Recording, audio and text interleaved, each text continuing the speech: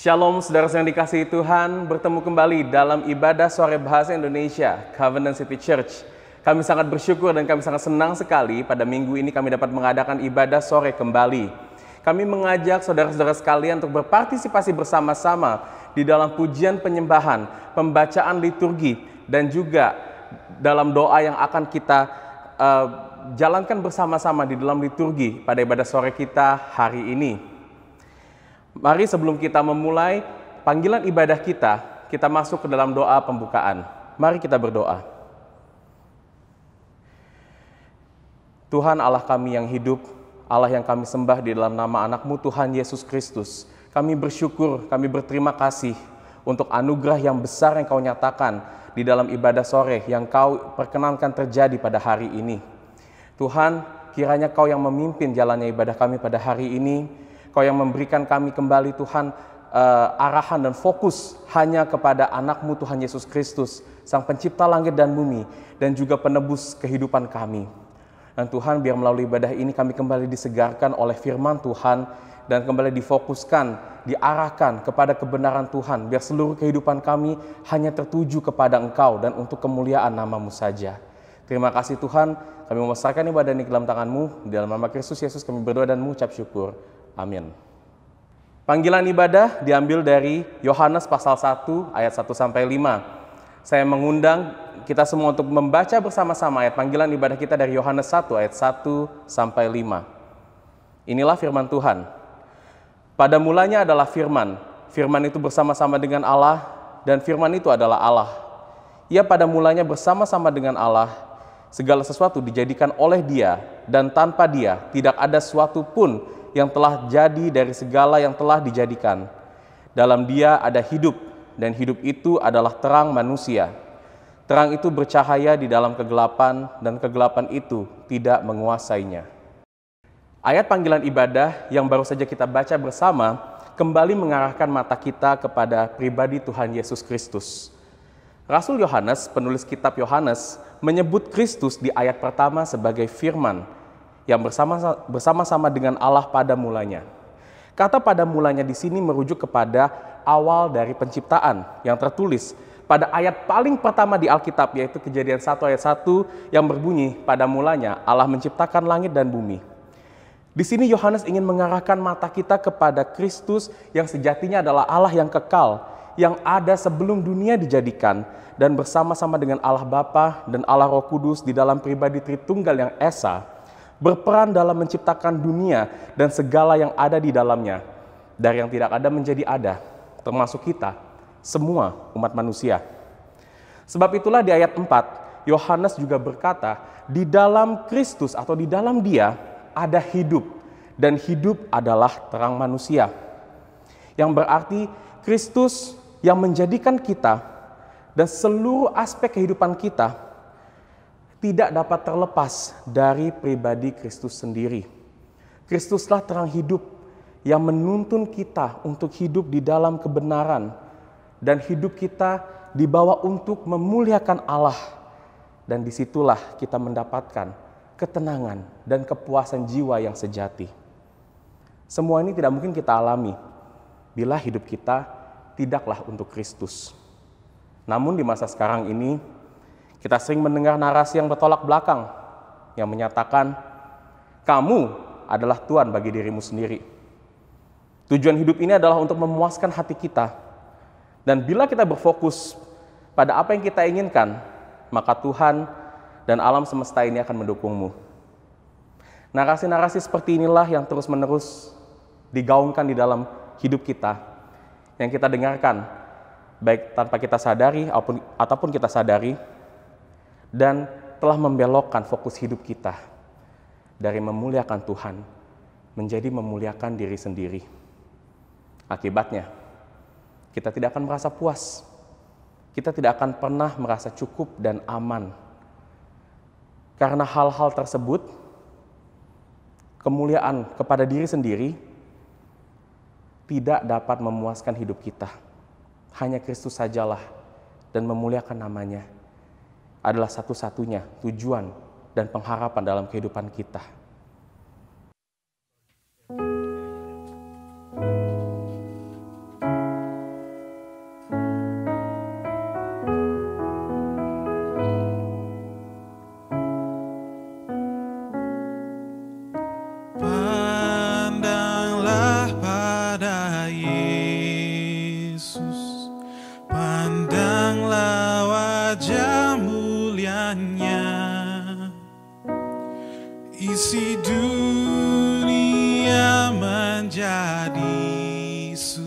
tersiram dalam sinar kemuliaan-Nya.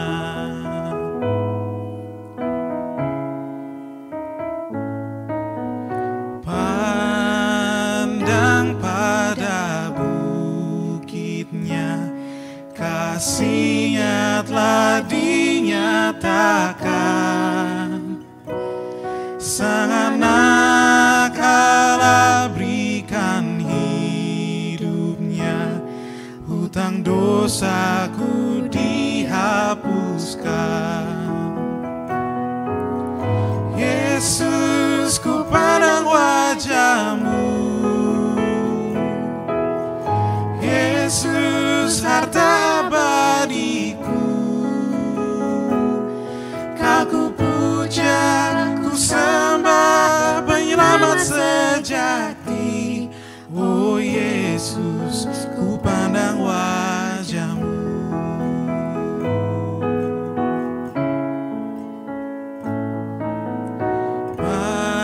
Pandang pada paginya, lihatlah Kristus yang bangkit.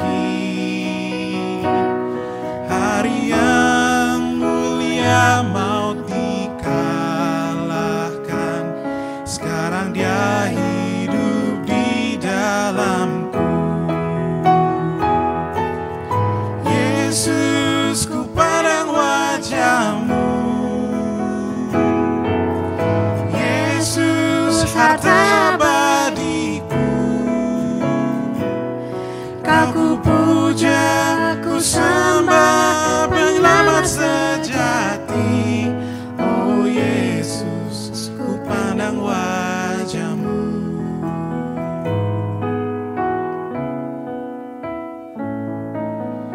Pandanglah pada surga, Sang Raja akan datang kelak. Lutut bertelut, lidah mengaku, kemuliaan milik Kristusku. Yesus, ku pandang wajah-Mu, Yesus, harta abadiku. Kau ku puja, ku sembah, penyelamat sejati. Oh Yesus, ku pandang wajah-Mu. Oh Yesus, ku pandang wajah-Mu.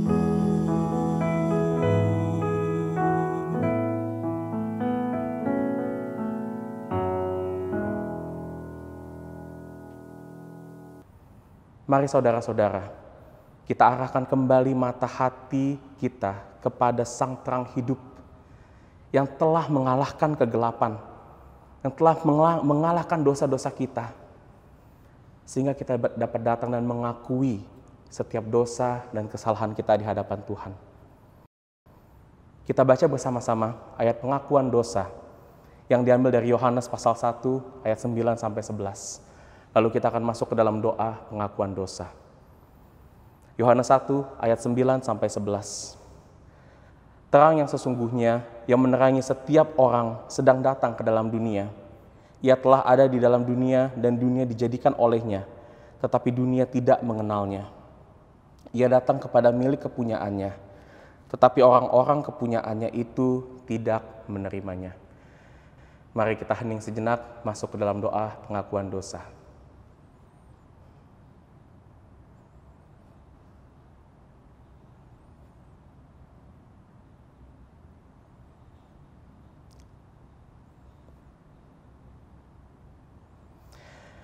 Bapa, terang yang besar telah Kau nyatakan di dalam anak-Mu Tuhan Yesus Kristus. Namun Tuhan, kami, orang-orang yang berdosa, memilih untuk tidak menghiraukan terang tersebut.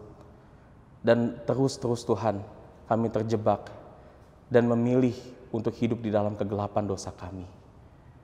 Tuhan, ampuni kami Tuhan. Ampuni setiap kelemahan hati kami, dan ketidakmampuan kami Tuhan untuk hidup seturut dengan terang yang telah Kau nyatakan di dalam anak-Mu Tuhan Yesus Kristus. Bapa, kami berdoa Tuhan, biar Kau yang memperbaharui setiap hati kami. Di dalam kebenaran Kau tuntun hidup kami Tuhan, dan mampukan kami Tuhan di dalam kuasa Roh Kudus untuk memuliakan Kristus sebagai satu-satunya tujuan hidup kami Tuhan. Di dalam keluarga kami, di dalam pekerjaan kami Tuhan, di dalam studi kami, dalam pergaulan kami Tuhan. Biar nama Kristus terlihat Tuhan dari dalam kehidupan kami. Dan menjadi kemuliaan Tuhan bagi-Mu Tuhan. Terima kasih Bapa. Dalam nama Kristus kami berdoa dan mengucap syukur. Amin. Satu-satunya jalan agar manusia dapat mengenal terang hidup tersebut adalah dengan Allah sendiri yang menyatakan dirinya kepada kita, dengan masuk ke dalam waktu dan sejarah manusia di dunia ini dan mengambil rupa manusia sepenuhnya. Dengan jalan inilah manusia dapat melihat dan mengenal Allah di dalam pribadi Yesus yang adalah Allah sepenuhnya dan manusia sepenuhnya. Manifestasi kehadiran Kristus di tengah-tengah dunia dinyatakan melalui tubuh Kristus, yaitu gereja Tuhan. Jadi saat sekarang ini kita sedang beribadah bersama-sama, meskipun saat ini kita tidak bisa bertemu secara fisik, tetapi ibadah ini adalah anugerah Tuhan yang begitu besar yang Tuhan sediakan agar kita terus terfokus kepada terang Tuhan yang ajaib, Sang Pencipta dan penebus dosa manusia. Disinilah kita dibentuk bersama-sama di dalam satu persekutuan yang kudus dengan umat Tuhan di seluruh dunia untuk bersama-sama memuliakan namanya yang agung dan membawa kita terus-menerus untuk menyembah Tuhan, Allah kita senantiasa. Dengarkanlah berita anugerah yang diambil dari Yohanes pasal 1 ayat 12-14 yang berbunyi demikian. Tetapi semua orang yang menerimanya diberinya kuasa supaya menjadi anak-anak Allah, yaitu mereka yang percaya dalam namanya. Orang-orang yang diperanakan bukan dari darah atau daging, bukan pula secara jasmani atau oleh keinginan seorang laki-laki, melainkan dari Allah. Firman itu telah menjadi manusia dan diam di antara kita, dan kita telah melihat kemuliaannya, yaitu kemuliaan yang diberikan kepadanya sebagai anak tunggal Bapa, penuh kasih karunia dan kebenaran.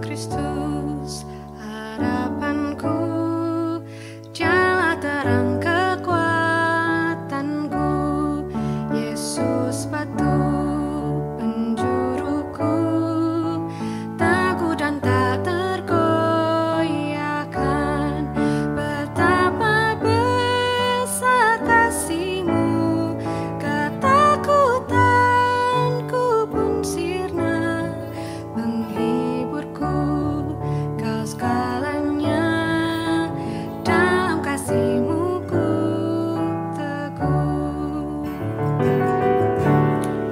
Kristus menjadi manusia, Dialah kepenuhan Allah, pemberian kasih dan kebenaran ditolak oleh umatnya, dan pada salib Dia mati, murka Allah ditanggungnya, setiap dosa dilimpahkan, kematiannya buatku hidup. Yesus mati disalibkan, terang dunia dikorbankan, namun di harinya mulia bangkitlahnya dari maut. Kemenanganlah miliknya, dosaku telah dikalah.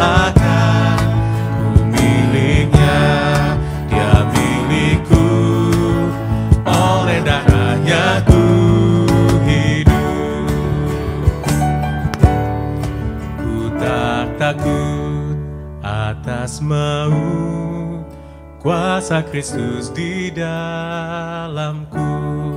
Dari lahir sampai mati, Yesus memegang hidupku. Tiada kuasa yang dapat memisahkanku dari Kristus.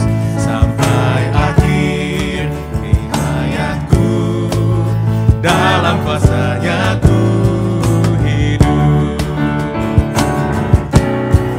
Kekuatanku, harapanku, penolongku dalam Kristus. Dalam kegelapanku yakin, damaiku di dalam Kristus. Hidupku dan segalanya ku berikan pada Kristus. Raja atas segala raja, surga memuji-Mu Kristus. Raja atas segala raja, surga memuji-Mu Kristus. Pernyataan iman diambil dari pengakuan iman rasuli. Saya mengajak saudara-saudara sekalian untuk membacanya bersama-sama dengan saya. Pengakuan iman rasuli. Aku percaya kepada Allah, Bapa yang Maha Kuasa, Khalik langit dan bumi, dan kepada Yesus Kristus, Anaknya yang tunggal, Tuhan kita, yang mengandung dari Roh Kudus, lahir dari anak darah Maria, yang menderita sengsara di bawah pemerintahan Pontius Pilatus, disalibkan, mati, dan dikuburkan, turun ke dalam kerajaan maut. Pada hari yang ketiga, bangkit pula dari antara orang mati, naik ke sorga, duduk di sebelah kanan Allah, Bapa yang Maha Kuasa, dan dari sana Ia akan datang untuk menghakimi orang yang hidup dan yang mati.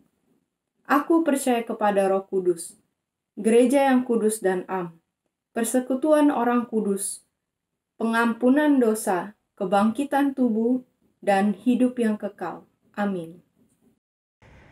Kini tiba saatnya bagi kita untuk memberikan persembahan kita sebagai bentuk penyembahan kita kepada Tuhan.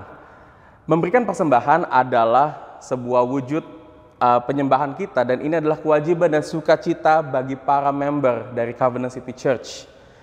Mari kita bersama-sama mempersiapkan persembahan kita. Saudara dapat memberikan persembahan melalui QR Code yang ada di layar monitor saudara sekalian. Dan berikan persembahan sesuai dengan musim kehidupan yang Tuhan nyatakan kepada kita dan di dalam kesetiaan. Dan bagi saudara-saudara sekalian yang bukan member dari Covenant City Church, kami juga mendorong saudara sekalian untuk memberikan persembahan dengan setia ke gereja lokal saudara masing-masing untuk memperluas kerajaan Allah dan untuk pekerjaan Allah yang lebih lagi di kota Jakarta dan di Indonesia pada umumnya. Mari bersama-sama kita masuk ke dalam doa syafaat kita pada minggu ini.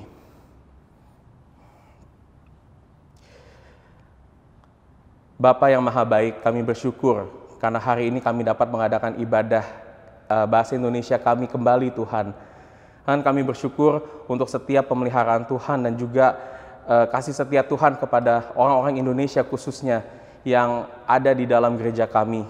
Sehingga kami dapat beribadah di dalam bahasa yang kami mengerti, dalam konteks yang dekat dengan kami, Tuhan.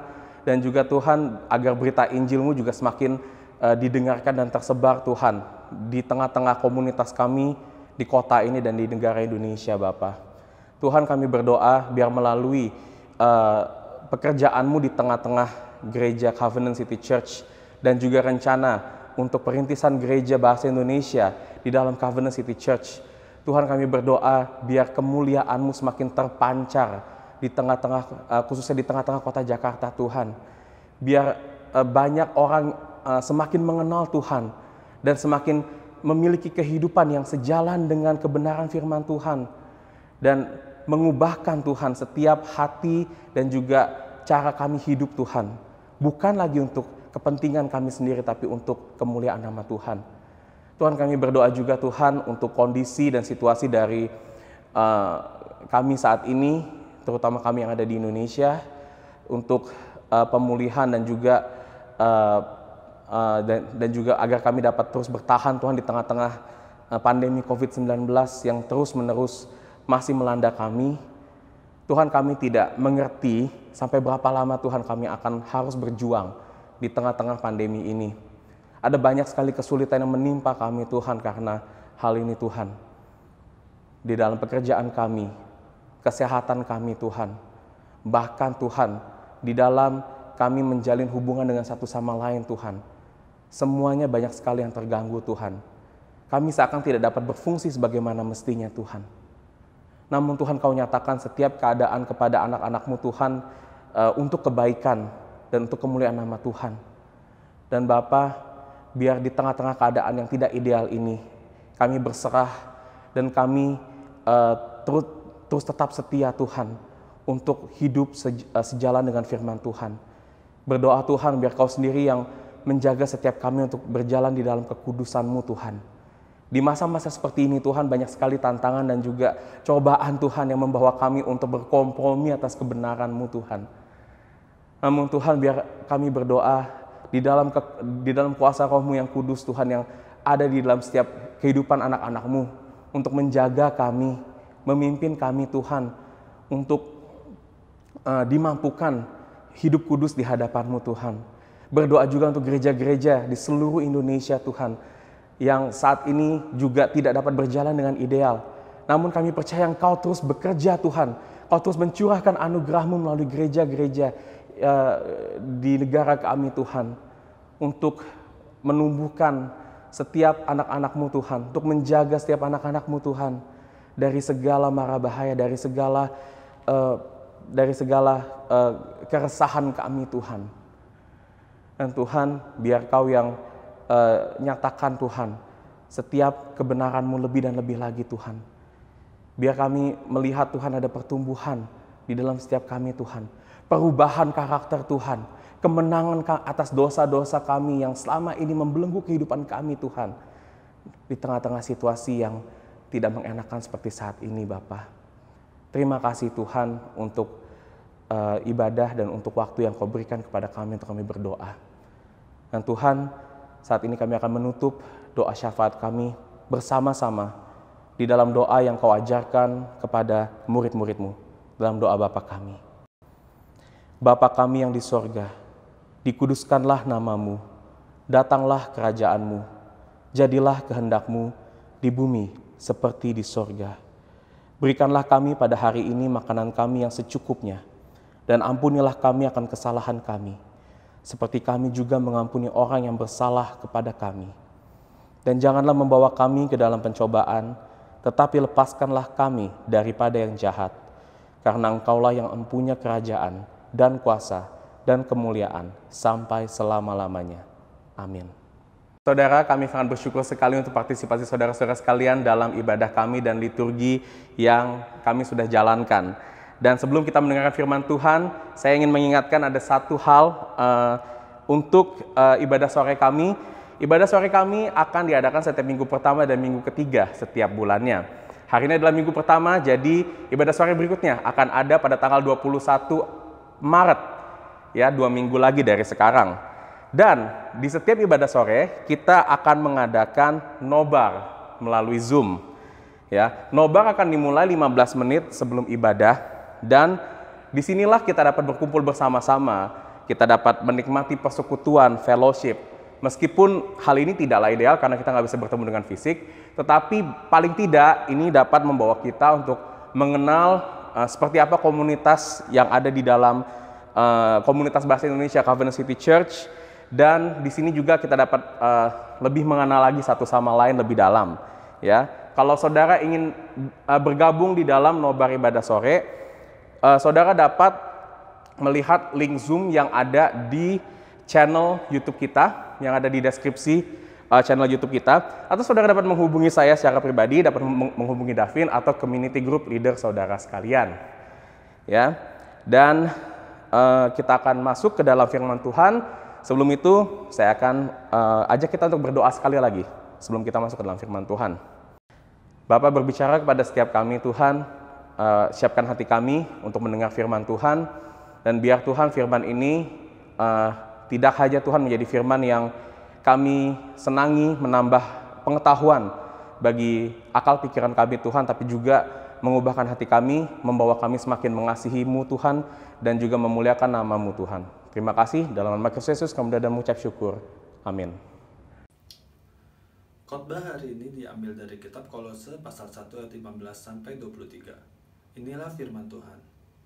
Ia adalah gambar Allah yang tidak kelihatan, yang sulung, lebih utama dari segala yang diciptakan.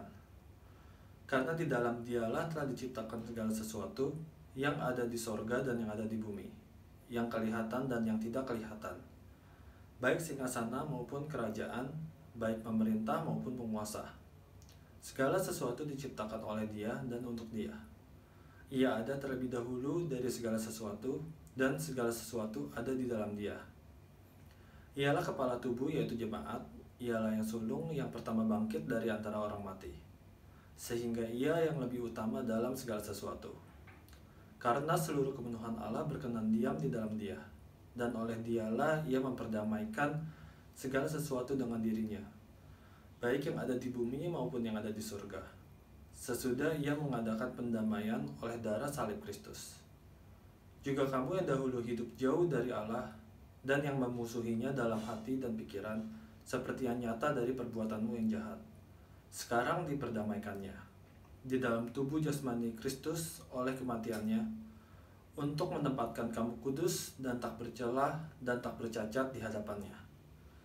Sebab itu kamu harus bertekun dalam iman, tetap teguh dan tidak bergoncang, dan jangan mau digeser dari pengharapan Injil yang telah kamu dengar dan yang telah dikabarkan di seluruh alam di bawah langit, dan yang aku ini, Paulus, telah menjadi pelayannya. Demikianlah firman Tuhan. Mari kita berdoa untuk pemberitaan firman Tuhan.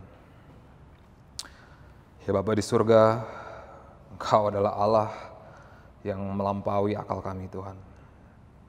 Tanpa karunia-Mu yang berfirman kepada kami tidak akan mengenal-Mu.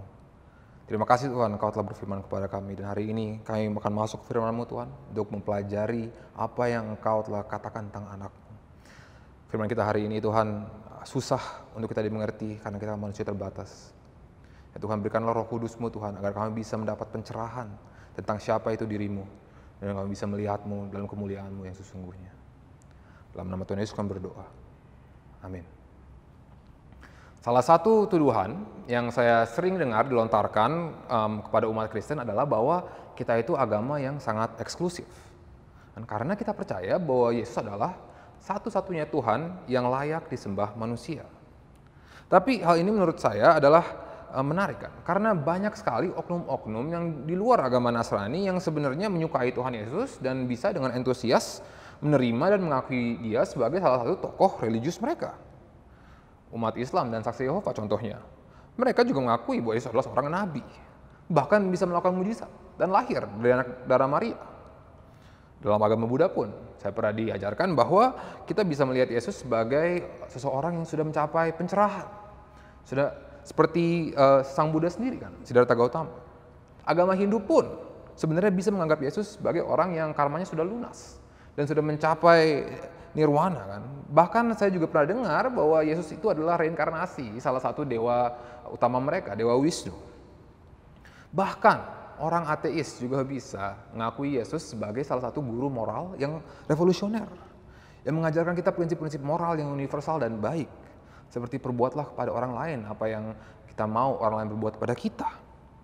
Dan memang kita sebagai pengikut Kristus bisa banyak setuju dengan tetangga-tetangga kita yang tidak seiman, bahwa Ia memang adalah tokoh yang istimewa, yang layak dijadikan paradigma hidup yang benar, bahkan orang suci ataupun nabi.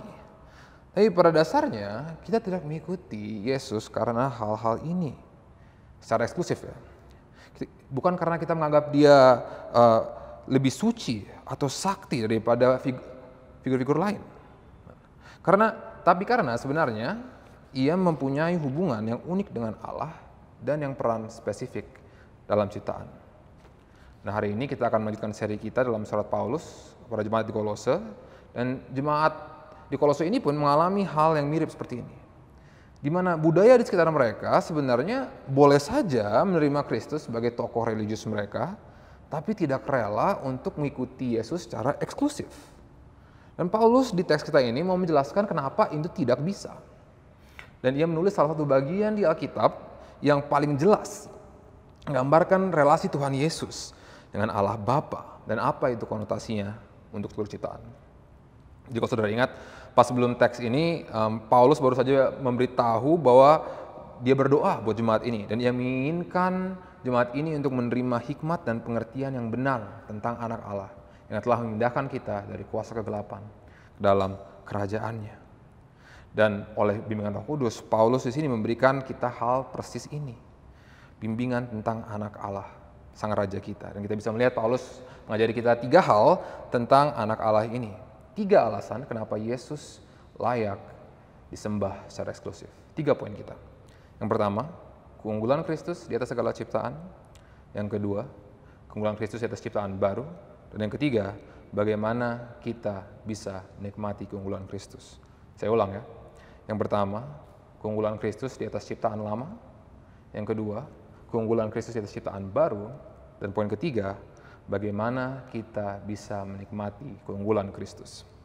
Kalau saudara ada Alkitab di depan, saya himbau untuk buka ke teks kita, Kolose 1 ayat 15-23, agar bisa lebih enak mengikutinya, karena kita akan mempelajari firman ini dengan dekat dan teliti. Jadi mari kita masuk dalam firman Tuhan.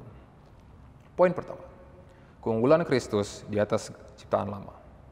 Jadi sebagian besar ahli-ahli Alkitab dan teolog-teolog menganggap bagian pertama dari firman ini, ayat 15-20, adalah kutipan satu lagu, satu himne kuno yang dinyanyikan oleh gereja di zaman itu. Dan dalam bahasa Yunaninya kita bisa melihat bahwa himne ini dibagi ke 2 bait. Dan di bait pertama ini, di ayat 15-17, Paulus menjabarkan bagi kita apa yang ia maksud saat ia menyebut Tuhan Yesus sebagai anak Tuhan. Dan di ayat 15 ini, kita bisa menemukan ringkasan yang paling padat di satu Alkitab tentang identitas Yesus relatif dengan Allah Bapa di surga. Salah satunya lah minimal. Dan deskripsi pertama yang Paulus berikan tentang Tuhan Yesus adalah bahwa itu gambar Allah yang tidak kelihatan, sulung dari segala yang diciptakan. Ini sebenarnya adalah deskripsi yang sangat menarik, tapi mungkin tidak mudah untuk dipahami kita kalau tidak dimengerti dengan konteks Alkitab yang lebih luas. Karena buat kita mungkin orang modern di 2021 ini, kalau kita mendengar kata gambar, apa yang kepikiran kita adalah mungkin satu hal yang pasti diciptakan gitu kan. Misalnya kayak foto atau lukisan gitu. Lebih seperti representasi. Terlebih lagi di Indonesia ini diterjemahkan bahwa Yesus adalah lebih utama dari segala yang diciptakan. Jadi waktu saya pertama kali membaca ini, saya kira bahwa Yesus itu adalah ciptaan yang sulung, ciptaan yang duluan aja. Karena kesannya Yesus bukanlah benar-benar Allah, tapi ciptaan istimewa. Bukan Tuhan yang asli, tapi hanya representasi atau simbol Allah. Tapi saudara, saya waktu itu keliru. Karena saya belum mengerti apa yang dimaksud Alkitab sebagai gambar. Nah, jadi mungkin contohnya kalau misalnya saudara pernah pergi ke Jogja dan sempat main ke Candi Prambanan, di sana kan ada 3 candi besar yang ada setiap tokoh Trimurti di sana. Dan kalau saudara masuk ke candinya itu ada patung besar sekali yang melambangkan dewa itu tersebut. Nah, ini sebenarnya lebih dekat ke apa yang Alkitab masuk dengan gambar. Dan misalnya kalau saudara itu benar-benar menganut agama tersebut, patung itu bukan hanya representasi atau karya seni tentang dewa itu. Kalau saudara benar-benar percaya agama itu, saudara percaya bahwa kehadiran dewa tersebut yang supernatural berdiam di dalam tempat ini. Semacam titik temu antara dunia supernatural, dunia roh dengan dunia kita. Makanya kalau kita mau masuk misalnya ke tempat ini dan mau melihat gambar ini, di tempat di mana ia sembah, nggak boleh main-main. Biasanya harus lepas sepatu lah atau melakukan ritual yang macam-macam untuk melayakkan diri kita ke sana. Karena tidak menghormati gambar itu artinya tidak menghormati dewa itu sendiri. Dan walaupun rupa asli makhluk ini tidak kelihatan, gambarnya itu adalah manifestasi dari sifat dan kemuliaan dewa itu, atau esensinya. Jadi maksud saya, Paulus di sini bukan ingin mengatakan bahwa Yesus itu adalah salah satu imitasi atau simbol Allah. Tapi apa yang ia sebenarnya ingin menekankan adalah kesetaraan antara gambarnya dan aslinya. Bahwa Yesus adalah makhluk yang memiliki esensi sama dengan Allah. Dan melaluinya manusia bisa mengenal sifat dan kemuliaan Allah. Dalam kitab Ibrani dikatakan bahwa Yesus adalah cahaya dari kemuliaannya. Jadi kalau misalnya saudara melihat matahari gitu kan, dari bumi, nggak pakai satelit atau teleskop yang canggih gitu, kita nggak bisa melihat matahari itu sebenarnya apa kan, semacam bola raksasa yang berapi-api terbesar gitu. Tapi bagi kita dari bumi, kalau melihat matahari, apa yang kita bisa lihat itu hanya cahaya, terangnya atau silaunya matahari. Demikian juga dengan Allah. Kita manusia terbatas, tidak bisa melihat Allah di dalam kemuliaan yang aslinya. Maka Allah harus turun kepada kita, meramahkan diri kepada kita, agar kita bisa mengenalnya dengan benar. Dengan bagaimana caranya? Mengenakan keterbatasan manusia dan hidup di antara kita. Nah, kalau ini benar, ini juga berarti bahwa saat Paulus mengatakan bahwa Yesus adalah yang paling sulung di antara yang dari diciptakan, ini bukan berarti bahwa dia juga ciptaan. Cuman diciptanya duluan gitu. Tapi ini sebenarnya ingin mengomunikasikan jabatan Kristus sebagai ahli waris yang berhak dan berdaulat di atas segala ciptaan. Kan seperti misalnya kalau kita punya bos dan ada anaknya bos yang akan mewarisi perusahaannya. Dari perspektif karyawannya seharusnya nggak ada bedanya instruksi bapaknya dan anaknya. Kecuali konflik gitu ya. Tapi ini adalah apa yang dikatakan nanti juga di ayat 17a, bahwa ia adalah terlebih dahulu terhadap sesuatu. Ini bukan kedahuluan yang berhubungan waktu ya saudara, tapi mungkin kedahuluan yang lebih tepatnya dengan sense pangkat atau perannya dalam ciptaan ini. Jadi Paulus berlanjut di ayat 16 dengan menjelaskan mengapa Yesus layak disebut gambar dan sulung dari segala ciptaan. Bahwa di dalam dialah segala sesuatu diciptakan. Jadi nggak mungkin ya saudara Tuhan Yesus diciptakan karena dia yang menciptakan sendiri. Dan Paulus menjabarkan buat kita di sisa ayat 16 bahwa maksud segala hal yang dia katakan itu benar-benar segala hal. Mau yang di dunia atau di surga, yang kelihatan atau yang nggak kelihatan, mau seberapa berkuasanya pun hal ini, Kristus unggul dan berdaulat di atas semuanya. Karena perhatikan di akhir ayat 16, segala sesuatu diciptakan oleh dia dan untuk dia. Artinya Yesus bukan hanya sang pencipta sendiri, tapi tujuan mengapa ciptaan itu diciptakan. Jadi nggak ada satu hal pun yang lebih unggul dari Kristus, karena apapun itu levelnya itu masih ciptaan. Sedangkan Yesus pencipta. Dan berarti tidak ada juga persaingan antara Yesus dan kuasa manapun. Malah segalanya, kuasa-kuasa apapun diciptakan oleh diri sendirinya dan untuk kemuliaannya sendiri. Jadi di akhir ayat 17, Paulus menjelaskan lebih dalam lagi bahwa segala hal itu ada dalam dia. Terjemahan ini menurut saya kurang jelas, tapi memang susah diterjemahkan ke bahasa Indonesia, karena kata yang dipakai Paulus ini bukan sebatas ada kan, tapi bernuansa lebih seperti menyatu atau di dalam dia. Dalam bahasa Inggris, all things hold together in him. Dengan menyampaikan bahwa Kristuslah yang mempertahankan dan memelihara segala sesuatu dalam ciptaan. Kristus itu unggul karena dia adalah pencipta, pemelihara, dan pewaris dari segala sesuatu. Jadi saudara, poin Paulus di bait pertama ini sebenarnya sederhana, dan pembaca asli Paulus akan mengerti persis apa yang ia maksud. Dan saya rasa juga kalau kita sudah lama orang Kristen, kita sudah mengerti ini. Bahwa Yesus layak disembah secara eksklusif karena ia memiliki identitas yang sama dengan Tuhan yang Maha Esa sendiri. Allah yang menciptakan langit dan bumi. Jadi keunggulan Yesus dan identitasnya sebagai Tuhan dimilikinya sebelum ada ciptaan, ia miliki sekarang dalam ciptaan dan akan berlanjut nanti di ciptaan baru. Dan walaupun poinnya simple, ini setidaknya ada dua implikasi dari apa yang Paulus baru saja mau jelaskan kepada kita. Yang pertama adalah bahwa kita tidak bisa mengenal Allah dengan benar di luar Kristus. Tidak ada buku yang kita bisa baca, guru yang bisa mengajar kita, tradisi yang kita bisa ikuti, yang bisa mendekatkan kita kepada Allah apabila tidak mengakui atau menghindari status Yesus yang unik di dunia ini. Sebagai pewahyuan sempurna, sifat dan kuasa Allah yang menunjukkan kehendak Allah bagi kita. Dan hal yang kedua adalah bahwa tidak ada satupun di dunia ini yang tidak milik Kristus. Harta kita, pekerjaan kita, pemikiran kita, hidup kita, usaha kita, semuanya itu bukan milik kita sendiri. Tapi semua itu ada dan diciptakan hanya untuk kemuliaan Kristus. Ini sangat bertolak belakang, bukan saudara, dengan pemikiran duniawi yang menaruh diri kita dan kelompok kita sebagai pusat daripada segalanya. Di mana kebutuhan, kecemasan, kekurangan kita itu adalah yang mendorong setiap aktivitas, keputusan memenuhi pemikiran kita. Apalagi kalau kita sedang susah.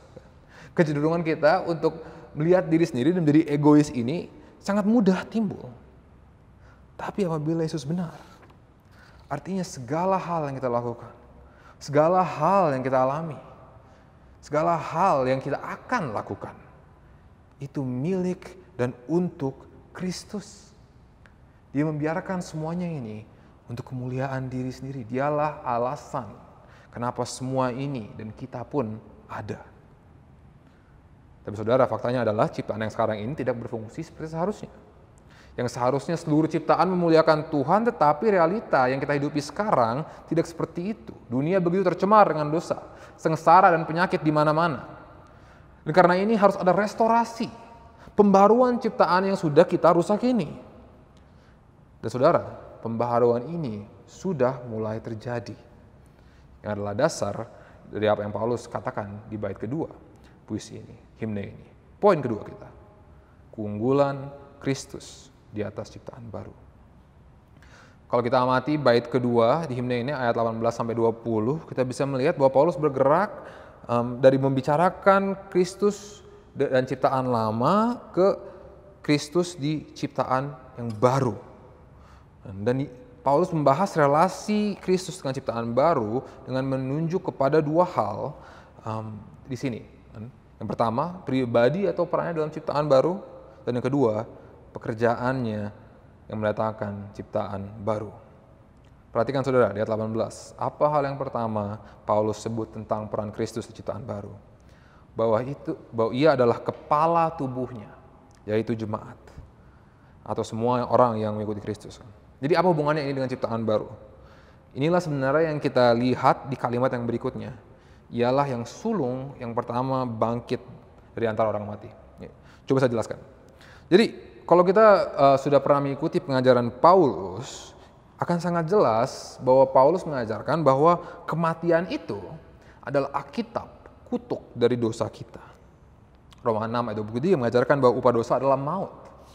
Dan kalau kita baca Roma 1-3, jelas Paulus mengatakan bahwa semua orang telah berdosa dan pantas menerima konsekuensi maut itu. Tapi begitu besar kasih Allah kepada dunia, sehingga ia tidak membiarkan dunia yang sudah tercemar dalam dosa ini tetap terbelenggu dan akhirnya hancur dalam dosa. Tapi ia mengirim anaknya yang tunggal untuk menyelamatkan satu umat, jemaat Kristus yang tidak akan dikalahkan oleh maut, tapi yang akan lahir baru, dibersihkan dari dosa kita agar kita bisa menikmati kehidupan yang kekal dengannya di ciptaan baru. Dan fakta bahwa Yesus sudah bangkit di antara orang mati adalah pelopor ciptaan baru ini. Bila kita bisa baca 1 Korintus 15, mengatakan bahwa Yesus adalah buah sulung dari ciptaan baru ini. Dialah yang pertama dibangkitkan, tanda dan bukti kebenaran, kuasa dan janji Tuhan dalam dunia, dan bahwa ia benar-benar sedang memperbaharui ciptaan ini. Dan Paulus mengajarkan bahwa kita karena kesatuannya dengan Kristus sebagai badannya dan dia sebagai kepala kita, kita pun akan bangkit dari antara orang mati seperti dia dan akan bertahta dalam kemuliaan selamanya. Makanya di pasal yang pertama sama di 1 Korintus 15 Paulus mengatakan bahwa kalau Yesus tidak benar-benar bangkit dari orang mati, pelayanan kita, iman kita itu sia-sia. Karena kebangkitan Kristus adalah bukti, kuasa, dan rencana Tuhan itu benar bagi semua orang yang percaya. Jadi Paulus ingin menyorot hal ini karena ia ingin menekankan sekali lagi otoritas dan daulat Kristus atas ciptaan baru ini. Dan kepalalah yang mengarahkan jalan tubuhnya. Lewat kepala, tubuh mendapatkan gizi untuk bertumbuh. Dan ini juga berhubung dengan kata sulung yang kita lihat di ayat 18, yang tadi di ayat 15 kita sudah bahas ini. Menegaskan lagi bahwa Kristuslah yang memiliki segala otoritas di atas ciptaan yang baru ini juga. Bagaimana di ciptaan lama Yesus yang menciptakan, memelihara dan mewarisi segala hal, Yesus juga yang menciptakan, memelihara dan mempunyai hak milik di atas ciptaan baru ini. Jadi maka di ayat 18 Paulus meringkas apa yang ia telah katakan tentang otoritas Kristus sejauh ini. Sehingga katanya ia menjadi lebih utama atau unggul dalam segala sesuatu. Ini karena Kristus bukan hanya kepala umatnya dan ciptaan baru, tapi dia juga adalah otoritas di atas segala kuasa yang memberontak dan tidak mengakuinya sebagai Allah. Kristus bukan hanya Tuhan orang Kristen, tapi Kristus adalah tujuan dan pemilik seluruh ciptaan itu sendiri. Tuhan Yesus unggul dari dulu, sekarang, sampai selama-lamanya. Lantas di ayat 19 kita menemukan hakikat mengapa Yesus layak dianggap unggul ini. Tertulis, karena seluruh kepenuhan Allah berkenan diam dalam Dia. Ini berhubungan dengan apa yang kita bahas tadi di poin pertama, saudara. Tentang Yesus adalah gambar dan rupa Allah, tapi sekarang diekspresikan dalam bahasa bait Allah atau tempat suci Allah. Dengan maksud bahwa seluruh kepenuhannya, totalitas, esensi, kuasa, dan sifat Allah itu berdiam di dalam Yesus. Dan ini adalah statement yang lumayan menyinggung budaya Kolose. Yang ingat tadi kan, siap mengikut Kristus sebagai salah satu figur religius mereka, tapi menganggap bahwa ada kuasa-kuasa supernatural lain yang bisa menyainginya. Dan Paulus menjelaskan di sini sekali lagi bahwa tidak ada Allah selain Yesus yang turun, yang mewahyukan sifat dan tujuan Allah dengan sempurna. Ya. Jadi Paulus ingin menyampaikan di sini kepada jemaat Kolose dan juga kita bahwa Yesus itu cukup untuk menyelamatkan. Tidak ada keselamatan di luar Kristus. Seluruh kuasa Tuhan yang bisa menjadikan baru dunia yang sudah rusak karena dosa, dan membetulkan hati manusia yang sudah tercemar oleh dosa, hanya dapat ditemukan dalam Tuhan Yesus. Lalu, untuk apa sebenarnya kepenuhan Allah ini berdiam dalam Kristus? Mengapa Allah mau repot-repot menunjukkan sifatnya dan kuasanya dan turun ke level kita dan mengenakan keterbatasan manusia? Ayat 20 jelaskan, saudara. Karena tujuan dan kehendak Allah adalah untuk memperdamaikan dan merekonsiliasi segala hal dengan dirinya. Saya mau menyorot di sini kata-kata segala sesuatu di sini. Paulus bisa saja soalnya dengan spesifik menyebut jemaatnya atau umatnya yang ia ingin rekonsiliasi. Tapi Paulus di sini ingin mengajari kita bahwa tujuan Yesus Kristus bukan hanya untuk menyelamatkan kita secara individu, tapi untuk memperbaharui seluruh ciptaan. Dalam kata lain, tujuan Yesus bukan hanya untuk memberikan kehidupan kekal untuk umatnya, bukan hanya untuk kita masuk surga, atau agar kita bisa membangun relasi dengan Allah, tapi ia juga ingin mengoreksi ciptaannya secara keseluruhan. Di Roma 8 ayat 20 mengatakan bahwa seluruh ciptaan sudah ditaklukkan kepada kesia-siaan karena dosa. Karena Adam, yang juga disebut gambaran rupa Allah, jatuh dalam dosa, dampak kejatuhan Adam ini itu kosmik. Semuanya kena, flora, fauna, langit, bumi, semuanya dirugikan akibat dosa manusia. Ini makanya saudara, alam itu sudah tidak bersahabat dengan kita. Dan banyak binatang buas, bencana, dan virus yang bisa mengancam kita. Kesengsaraan, sakit penyakit, konflik ada di mana-mana, dan ini membuat ciptaan Tuhan yang seharusnya baik dan memuliakan namanya menjadi satu tempat yang rasanya berbahaya dan mengerikan. Saudara, ini tidak seharusnya. Dan Allah tidak rela ciptaan yang Ia mau kasih kepada anaknya ini hancur kayak gini. Jadi Dia sendiri, Tuhan sendiri yang mengambil inisiatif untuk merekonsiliasi dengan ciptaannya agar ada damai di antara Dia dan ciptaannya. Keselamatan Kristus berskala kosmik, saudara. Tidak hanya pribadi. Dan saudara, kalau ada konflik, damai itu datangnya bisa dengan cara halus atau dengan cara keras. Bisa dengan dua belah pihak bertemu di tengah dengan baik-baik menyelesaikannya, atau juga dengan bisa membuang atau memusnahkan sumber konflik ini. Bisa dengan jalur diplomatis atau jalur perang. Dan terpujilah nama Tuhan, saudara. Karena Ia telah membuka kesempatan untuk penyelesaian baik-baik antara konflik kita ini dengan Tuhan. Diperhatikan di akhir ayat 20, saudara. Jelas Paulus mengatakan bahwa cara konflik ini antara Tuhan dan seluruh ciptaannya itu bisa diselesaikan hanya karena darah salib Kristus. Karena upah dosa itu maut. Dan bila Tuhan benar-benar ingin adil dan setia kepada firman-Nya, Ia harus menghukum dosa dengan cara yang pantas, yaitu dengan maut. Tapi karena begitu besar kasih Allah kepada dunia, Ia mengirimkan anaknya yang tunggal untuk menanggung hutang dosa kita di atas kayu salib. Supaya siapapun yang percaya kepadanya tidak binasa, tapi boleh memperoleh hidup yang kekal. Jadi saudara, ini adalah bottom line. Dan bagi kita, ciptaan yang sekarang ini, yang kita hidupi ini akan berlalu dan akan digantikan oleh ciptaan yang baru. Dan di ciptaan baru ini akan ada damai antara ciptaan dan Sang Pencipta. Dan agar ini bisa terjadi, dosa itu harus sudah tidak ada di sana. Jadi kita manusia berdosa mempunyai dua pilihan. Antara menerima rekonsiliasi dari Kristus yang sudah disediakan buat kita di kayu salib, atau ikut binasa dengan ciptaan lama bersama-sama dengan kuasa kegelapan dan pengikut-pengikutnya yang akan terus bersikeras memberontak melawan kerajaan dan otoritas Kristus sampai pada akhirnya. Karena pada akhirnya, bagaimanapun itu caranya, setiap lutut akan bertekuk dan setiap mulut akan mengakui bahwa Yesus adalah Tuhan. Luar biasa, bukan? Nah, ini adalah berita yang begitu baik, saudara. Dan alasan kedua kenapa Kristus layak disembah secara eksklusif. Bukan karena saja Ia layak menerima penyembahan dan ketaatan dari kita karena Dia adalah pencipta kita, tapi juga karena keramahannya.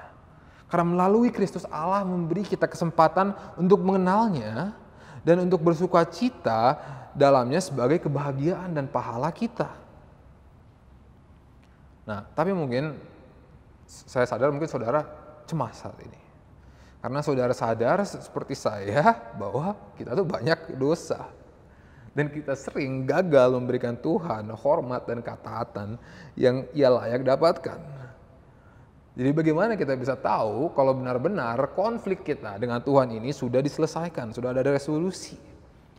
Inilah yang Paulus jelaskan di bagian terakhir firman kita hari ini, ayat 21-23. Singkat saja.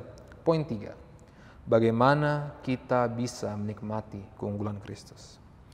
Jadi Paulus dengan mengutip himne yang kita barusan bahas itu, tujuannya untuk menggambarkan Kristus dalam kemuliaannya yang maksimal.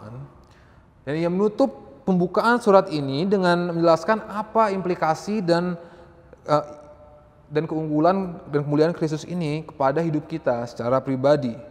Perhatikan kata-kata Paulus di ayat 21. Ia pertama menyorot 3 hal tentang status kita di hadapan Allah sebelum Kristus berkarya dalam dunia untuk melopor ciptaan baru ini. Dikatakan bahwa kita dulu jauh dari Allah. Jauh ini sebenarnya bukan hanya termasuk kayak jarak fisik, tapi sebenarnya terutama jarak atau kejauhan secara relasional. Dalam bahasa Inggris, saya lebih suka terjemahannya. We are alienated from God. Allah itu menjadi pribadi yang asing atau alien bagi kita. Kita tidak bisa mengenalnya. Dan kalau kita tidak kenal Tuhan, yang pasti nggak sayang. Dan keasingan kita dari Allah itu tidak netral. Tapi kata Paulus, kita memusuhinya. dalam hati dan pikiran kita. Kita menolak Allah di atas kita. Kita menganggap dia lebih seperti polisi yang mau menilang kita dan bukan Bapa yang mau mengasihi kita. Jadi kita serem sama Tuhan. Sebenarnya tidak mau mendekat atau diatur olehnya dan kalau bisa menghindarinya. Dan alhasil dari hari ini apa? Perbuatan kita itu menjadi jahat. Tapi saudara mungkin berpikir sekarang bahwa hidup saya itu oke-oke aja kok. Saya tulus berusaha hidup benar. Saya tidak pernah menyakiti orang lain dengan parah banget minimal lah. Dan saya juga orangnya bertanggung jawab dan menafkahi diri sendiri dan keluarga saya. Dan itu mungkin benar saudara dan bagus.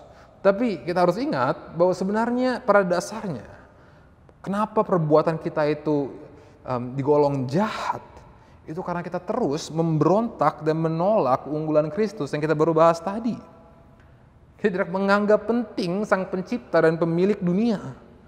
Kita tidak mau memuliakan Raja dan Pemelihara kita, tetapi kita ngotot melakukan apa yang baik di mata kita sendiri. Bersikeras, melakukan perbuatan jahat. Dan perbuatan jahat itu hasilnya adalah hasil dari kegagalan kita untuk berfungsi seperti yang seharusnya kita lakukan dan mencapai tujuan kita sebagai ciptaan, memuliakan Allah. Dan apa yang terjadi bila itu terjadi, kita akan menjadi seperti garam yang sudah tidak asin, yang gunanya kata Tuhan Yesus sendiri hanya untuk dibuang dan diinjak-injak. Tapi lihatlah saudara, di ayat 22. Terpujilah nama Tuhan karena melalui salib Yesus Kristus di mana Ia memberikan hidupnya dan tubuhnya sendiri. Karena Yesus sudah menanggung dalam kematiannya hukuman yang seharusnya untuk kita di kayu salib, kita telah dibeli dengan harga yang mahal. Tuhan sendiri sudah mengambil inisiatif untuk menyelesaikan konflik dengannya antara kita. Dan hasilnya, kita tidak lagi asing dari Tuhan, tapi kita bisa ditempatkan sebagai kudus. Sudah disisihkan oleh Tuhan, diizinkan mendekat ke kehadiratnya. Kita tidak lagi bermusuhan dengan Tuhan, melainkan sekarang kita tidak bercela. Atau sudah diperbarui dalam pemikiran kita, sehingganya setidaknya kita bisa berusaha untuk berfungsi ke arah yang benar. Mulai berfungsi dengan memuliakan nama Tuhan. Dan perbuatan kita sekarang tidak lagi dianggap jahat, tapi tidak bercacat. Tidak bercacat ini adalah bahasa perjanjian lama yang biasa dipakai untuk korban domba yang Tuhan mau terima. Dengan maksud bahwa hidup kita sekarang ini itu sekarang menjadi korban yang menyenangkan hati Allah dan berkenan kepadanya. Hidup kita menjadi dupa yang harum baginya dan tidak lagi mengecewakannya dan mengundang murkanya, tapi Tuhan bisa melihat kepada kita dan Ia bisa tersenyum dan Ia bisa senang kepada kita. Lantas, bagaimana kita bisa tahu kalau hubungan kita dengan Tuhan ini sudah dibenarkan? Bagaimana kita bisa tahu bahwa konflik yang ada ini sedang dalam proses perubahan? Mari kita simak ayat 23. Ya, sebenarnya saya juga kurang setuju dengan terjemahan ayat 23 ini karena kata sebab itu yang tertulis di terjemahan baru berkonotasi bahwa Paulus ingin mengatakan satu perintah atau imperatif. Tapi dalam bahasa Yunani kata kerjanya di sini itu tidak imperatif tapi indikatif. Yang berarti bahwa apa yang Paulus mau sampaikan di sini itu bukan syarat, tapi tanda. Jadi apakah tanda-tanda ini? Bahwa kalau kita benar-benar sudah diperdamaikan oleh Kristus, kita akan tekun dalam iman, teguh dan tidak bergoncang, dan tidak mau bergeser dari pengharapan Injil yang dikabarkan kepada kita. Nah, tapi kalau saudara berintrospeksi, kita akan sadar bahwa kita semua pasti mempunyai momen-momen di mana sangat berat untuk kita tekun dan teguh. Di mana kondisi duniawi kita, kesengsaraan kita, atau hasrat dan hawa nafsu kita sendiri begitu membara dan menggoda kita, menggeserkan kita, bahkan sampai kita khilaf dari jalan yang Tuhan mau kita ikuti. Dan Paulus tahu betul, saudara, kecenderungan hati manusia ini untuk melenceng. Apalagi di tengah budaya dan kondisi dunia yang belum sepenuhnya terpenuhi, yang belum sepenuhnya diperbaharui dan masih sekarang bergumul dan tercemar dalam dosa. Makanya di ayat 9, seperti kita bahas di ibadah sore yang kemarin, Apa yang Paulus mau itu agar kita bisa mengerti dan mempunyai hikmat tentang kehendak Tuhan. Karena ini Paulus memaparkan kemuliaan Yesus kepada kita dengan setinggi mungkin. Agar kita bisa mengerti, menghayati dan memedom bahwa kehendak Allah untuk dunia ini adalah untuk memulihkannya, dan lalu juga melalui anaknya, mengangkat anaknya di tempat yang paling tinggi agar ia bisa disembah. Agar kita bisa seperti apa yang lagu tadi kita nyanyikan, memandang Yesus, memandang wajahnya yang mulia.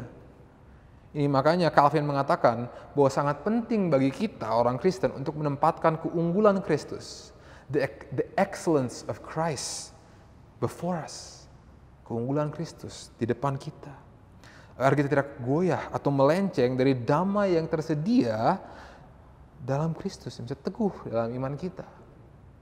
Nih, misalnya saudara pernah jalan ya, di jalan yang lumayan timbang atau pernah coba stretching satu kaki, dan saudara merasa goyang-goyang. Apa yang saudara harus lakukan untuk balance, itu fokus ke satu titik di depan, agar saudara bisa berdiri dengan tegak. Inilah yang ingin Paulus lakukan kepada kita dengan memberikan kita deskripsi Yesus ini. Satu titik yang kita bisa fokus, agar kita bisa jalan dengan lurus dan tidak bergoyang-goyang. Saudara, ya, ketekunan dan keteguhan dalam Injil ini itu adalah tanda karya Kristus dalam hidup kita. Tapi ini tidak berarti bahwa kita tidak harus mengusahakan ini. Karena Tuhan tidak memaksa kita untuk mengikuti Dia, tapi cara kita akhirnya mengikuti Dia adalah karena Tuhan Yesus sudah menunjukkan kemuliaannya kepada kita. Kita sudah bisa melihat keindahan Tuhan yang sebenarnya.